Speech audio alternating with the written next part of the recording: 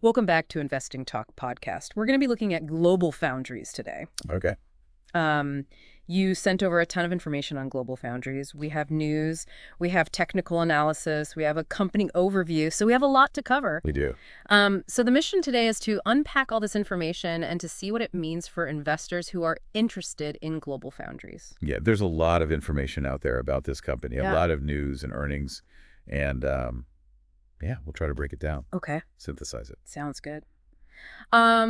So why don't we start with the news? Sure. On February 5th, GlobalFoundries announced a leadership transition, and they said it was aimed at future growth. So when a company changes leadership, how do investors usually react? Well, I think it depends on a few things, but you know, usually there's a degree of uncertainty. Right. People want to know, is this a good change? Is this a bad change? But I think in the long term, a leadership change can be a very positive thing. Right. Especially if the company's looking to move in a new direction. Yeah. That's a good point. So then on February 11th, just a few days later, GlobalFoundries announced their Q4 2024 earnings. Right. And they said that they had strength in the automotive and consumer IoT sectors. So what does this mean for the stock? Well, I think that's good news generally. Yeah. It sounds like GlobalFoundries is doing well in some key growth areas. Right. And I think when investors see that, they get excited. Makes sense. Yeah. Okay, so then in November of last year, GlobalFoundries had to pay a $500,000 fine for unlicensed shipments. Oh. So how can that affect the company? Well, in the short term, I think it could hurt investor confidence. Yeah. It's never good when a company gets fined. But in the long term, I think it really depends on what GlobalFoundries does to fix the problem. Right. If they take steps to make sure that this doesn't happen again, then I think it will probably be okay. Okay. So on a more positive note, it looks like GlobalFoundries has signed some long-term contracts. Okay. One of these is a 10-year agreement with the U.S. Department of Defense. For secure semiconductor supply. So how much stability can a contract like that provide? Oh, I think it could provide a lot of stability. The semiconductor industry is very cyclical. But when you have a long-term contract like that, you have guaranteed revenue for 10 years. Right. And that can really help a company weather the ups and downs of the market. Yeah, that makes sense. And you mentioned the cyclical nature of the semiconductor industry. Yeah. Can you talk a little bit more about that and how these long-term agreements that GlobalFoundries has signed can give them pricing power? Sure. So, as I said, the semiconductor industry is very cyclical. There are times when demand is very high and prices are high. Right. And then there are times when demand is low and prices are low. Yeah. And these cycles can be very difficult for semiconductor companies to manage. I can imagine. But when you have a long-term agreement, you're essentially locking in a price for your products. And that can give you a lot of pricing power because you don't have to worry about the market fluctuations as much. That makes sense. Okay, so now that we've talked about the news, let's take a look at the stock itself. Okay. The current price of GlobalFoundries is around $38.68. Okay. But we see that analysts have price targets ranging from $40 all the way up to $55. Yeah. So why is there such a wide range of opinions? I think it just reflects the uncertainty surrounding the company. Right. GlobalFoundries is a relatively new company. Right. It's only been public for a few years. And so there's not a lot of history to go on. Right. And so analysts are having to make a lot of assumptions about the future. I see what you're saying. And some analysts are more optimistic than others. Right. Okay, so the market cap of GlobalFoundries is about $21.41 billion. Okay. And the short interest is 1.99%. What does a short interest percentage like that tell us about investor sentiment? Well, it tells us that some investors are betting against the company. Okay. When you short a stock, you're essentially borrowing shares and selling them. Right. Hoping to buy them back later at a lower price. Yeah. And so a high short interest can be a sign that investors are pessimistic about the future of the company. Interesting. All right, so let's move on to the technical analysis. Okay. We see that GlobalFoundries has been fluctuating a bit recently. It's down slightly in the past 24 hours. Yeah, I've seen that. The 52-week range is between $35.85 and $61.98. So what does that tell us about the stock's volatility? Well, that's a pretty wide range. Yeah. So it tells us that the stock can move up or down quite a bit in a relatively short period of time. Right. And that can be good or bad depending on your investment strategy. Yeah, for sure. Okay. The recent trading volume was about 264,538 shares. Is that a normal volume for GlobalFoundries? I don't know off the top of my head, but we can look that up. Okay. I'll check my sources. Okay, so now let's look at the moving averages. The 10-day SMA is around $38.50, the 50-day is around $40, and the 200-day is around $45. Okay. So what does it mean that the current price is below all three of these averages? Well, it means that the stock is in a downtrend. Okay. When the price is below the moving averages, it's a sign that sellers are in control. I see. And that the stock is likely to continue to go down. Okay. We don't have the specific RSI, but can you explain what the RSI is in general and what it tells us about a stock? Yeah, so the RSI is the relative strength index. Okay. It's a momentum indicator. Uh-huh. It measures the strength of the price moves. Right. And it can tell us whether a stock is overbought or oversold. Okay. So if the RSI is above 70, it's a sign that the stock is overbought. Right. And if it's below 30, it's a sign that the stock is oversold. Gotcha.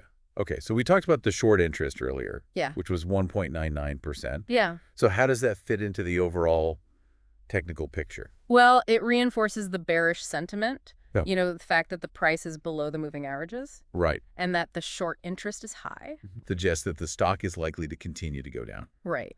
But the technical analysis also says that the stock is currently at support levels. Uh-huh. What does that mean? So support is a price level where the stock has historically had trouble falling below. Okay. So it's possible that the stock could bounce off of support and start to go up again. So it's like a floor. Yeah, you can think of it like a floor. Okay. So overall, the technical recommendation is to hold for now. Right. But what are some of the things that investors should be watching for that might signal a buy or a sell? Well, if the stock breaks above the 50-day moving average with increasing volume, that could be a sign that the downtrend is over and that it's time to buy. Okay. On the other hand, if the stock breaks below support with increasing volume, that could be a sign that the downtrend is accelerating. Right. And that it's time to sell. Makes sense. Okay, so let's move on to the company overview. Okay.